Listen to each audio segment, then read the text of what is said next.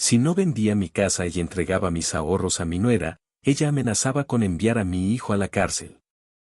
El sol de la tarde se filtraba por las cortinas desgastadas de la sala, iluminando las fotografías familiares que adornaban las paredes de mi hogar desde hacía más de 40 años. Cada rincón de esta casa guardaba una historia, un recuerdo, un pedazo de mi alma. Aquí había criado a mis hijos, había amado a mi esposa hasta su último suspiro, y había soñado con envejecer tranquilo, rodeado de nietos que llenaran de risas estos pasillos silenciosos. Pero el destino, ese arquitecto impredecible de nuestras vidas, tenía otros planes para mí. Mientras observaba el jardín que con tanto esmero había cuidado Amelia, mi difunta esposa, sentí que el peso del mundo caía sobre mis hombros encorvados por la edad y las penas. Todo comenzó aquel domingo de primavera cuando Carlos, mi único hijo varón, llegó a casa con la mirada perdida y las manos temblorosas. Su rostro, normalmente alegre y despreocupado, reflejaba una angustia que me atravesó el corazón como una daga helada. «Papá, necesito hablar contigo», dijo con voz quebrada, sentándose frente a mí en la vieja mesa de roble donde tantas veces habíamos compartido comidas familiares. Le serví un café, como siempre hacía cuando venía a visitarme, pero esta vez el aroma reconfortante de la bebida no logró disipar la tensión que flotaba entre nosotros. «He cometido un error terrible», confesó después de un largo silencio, evitando mi mirada. «En la empresa, manipulé algunas cifras, desvié fondos. No fue con mala intención, papá». Victoria estaba obsesionada con comprar esa casa en la Condesa, los niños necesitaban mejores escuelas, y mi sueldo no era suficiente. Pensé que podría devolverlo antes de que alguien se diera cuenta. Sus palabras se clavaron en mi pecho como espinas. Mi hijo, aquel niño que había criado con valores y principios, había caído en la trampa de la codicia y la ambición desmedida. Victoria, mi nuera, había entrado en nuestras vidas como un huracán hacía 7 años. Bella, sofisticada y ambiciosa, conquistó a Carlos con su encanto y determinación. Desde el principio, noté en ella una frialdad calculadora que me inquietaba, pero callé mis temores por respeto a la felicidad de mi hijo. Con el tiempo, sus exigencias crecieron, una boda ostentosa, viajes constantes, ropa de diseñador y finalmente, aquella mansión en el barrio más exclusivo de la ciudad. Carlos, cegado por el amor o quizás por el miedo a perderla, se esforzaba por complacerla, trabajando horas extras y aceptando proyectos adicionales que lo mantenían alejado de casa. Aquella tarde, mientras las sombras se alargaban en el jardín, Carlos me explicó que la empresa había descubierto las irregularidades y que estaban realizando una investigación interna. «Si descubren que fui yo, iré a la cárcel», susurró con la voz entrecortada por el llanto. Mi corazón se encogió ante la posibilidad de ver a mi hijo tras las rejas, lejos de sus hijos, marcado para siempre por un error nacido de la desesperación. Le prometí que encontraríamos una solución, que hablaríamos con un abogado, que venderíamos algo para devolver el dinero. En ese momento, hubiera dado cualquier cosa por protegerlo. Lo que no esperaba era la visita de Victoria al día siguiente. Llegó a media mañana, cuando regresaba de comprar pan en la panadería de la esquina. La encontré sentada en mi porche, con un vestido elegante que contrastaba con la sencillez de mi barrio. Su sonrisa, fría como un témpano, me puso en alerta inmediatamente. «Buenos días, suegro», saludó con aquella voz melosa que utilizaba cuando quería conseguir algo. «Tenemos que hablar sobre Carlos y el lío en el que se ha metido». Me invitó a sentarme en mi propio porche, como si ella fuera la dueña de la casa. Con palabras calculadas, me explicó que sabía todo sobre la situación de Carlos. «Es una lástima», dijo, fingiendo preocupación mientras jugueteaba con su costoso reloj. «Podrían ser hasta 10 años de cárcel. Imagínese, los niños creciendo sin su padre, la vergüenza familiar, su nombre manchado para siempre». Cada palabra era como un puñal en mi corazón envejecido. Entonces, inclinándose hacia mí, propuso su solución: si yo vendía mi casa y le entregaba mis ahorros, ella se encargaría de que el asunto quedara resuelto. «Conozco a personas influyentes», aseguró con una confianza inquietante. Puedo hacer que las pruebas desaparezcan, pero necesito dinero, mucho dinero. Esa noche no pude dormir. La propuesta de Victoria daba vueltas en mi cabeza como un tío vivo enloquecido. Mi casa no era una mansión, pero en este barrio céntrico valía una pequeña fortuna. Además, tenía los ahorros de toda una vida de trabajo honesto, el dinero que había guardado para mi vejez y para dejar algo a mis nietos cuando partiera. Entregárselo todo a Victoria significaba quedarme sin nada, depender de la caridad de otros a mis 72 años. Pero la alternativa era igualmente devastadora, mi hijo en prisión, su vida arruinada, mis nietos creciendo con la sombra de la vergüenza. Los días siguientes fueron un infierno de dudas y angustia. Victoria me llamaba constantemente, presionándome para que tomara una decisión. El tiempo se acaba, me advertía con tono amenazante. Intenté hablar con Carlos, pero él parecía haberse derrumbado completamente. Pasaba los días encerrado en su habitación, apenas comía, y cuando intentaba abordar el tema, se echaba a llorar como cuando era niño y se raspaba las rodillas jugando en el patio. Fue entonces cuando decidí buscar ayuda. A mis años, había aprendido que el orgullo a veces es el peor enemigo del sentido común. Contacté con Mateo, mi viejo amigo de juventud, que tras jubilarse como juez seguía manteniendo contactos en el ámbito legal. Le conté toda la historia, sin omitir detalles, incluso aquellos que dejaban a mi hijo en mal lugar. Mateo me escuchó con atención, su rostro arrugado por los años mostrando una preocupación sincera. Antonio, me dijo finalmente, esto me huele a chantaje. No vendas nada hasta que investiguemos un poco más. Durante las siguientes semanas, mientras Victoria aumentaba su presión con llamadas y visitas sorpresa, Mateo y yo trabajamos discretamente.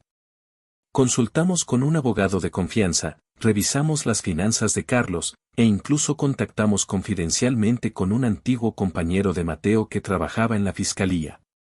Poco a poco, como quien arma un rompecabezas, fuimos descubriendo la verdad oculta tras las amenazas de Victoria.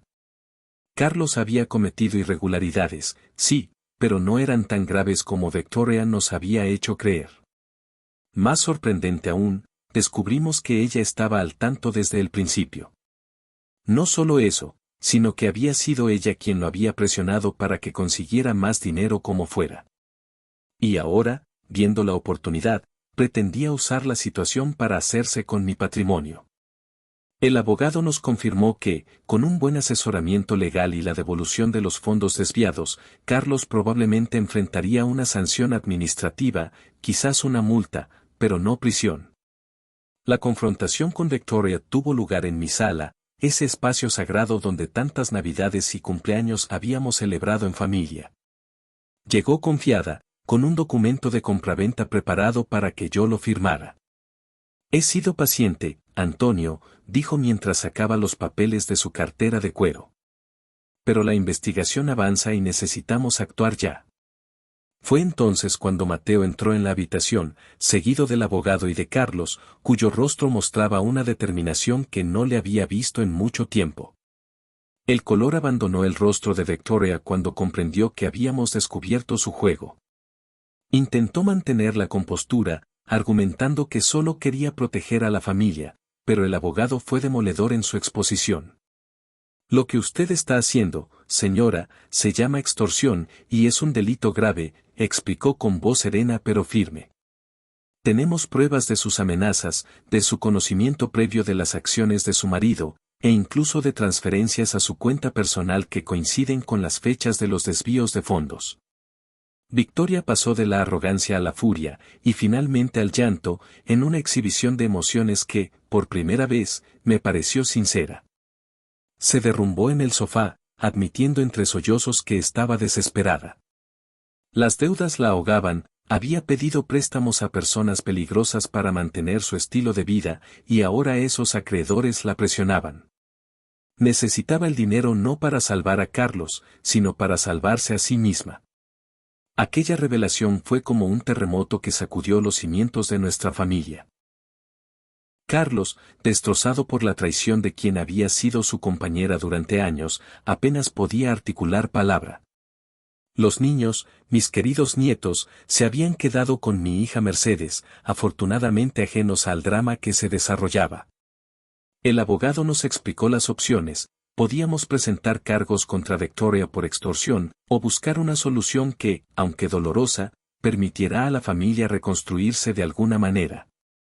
Después de horas de conversación, lágrimas y recriminaciones, tomamos una decisión conjunta. Carlos asumiría su responsabilidad en la empresa, devolvería hasta el último centavo con un plan de pagos y aceptaría las consecuencias administrativas de sus acciones. Victoria buscaría ayuda para sus problemas financieros y emocionales, y ambos intentarían reconstruir su matrimonio por el bien de los niños, si es que aún quedaba algo por salvar. Mi casa y mis ahorros permanecerían intactos, pero me comprometí a ayudar con los gastos legales y a cuidar de mis nietos mientras la tormenta amainaba. Los meses siguientes fueron difíciles. Carlos tuvo que enfrentar un proceso disciplinario en su trabajo y, aunque evitó la cárcel, perdió su puesto y tuvo que empezar de cero en otra empresa, con un sueldo mucho menor. Victoria cumplió parcialmente sus promesas, asistió a terapia durante un tiempo, redujo sus gastos y vendió muchas de sus posesiones de lujo para pagar deudas. Sin embargo, el daño en su relación era demasiado profundo, y después de un año de intentarlo, decidieron separarse.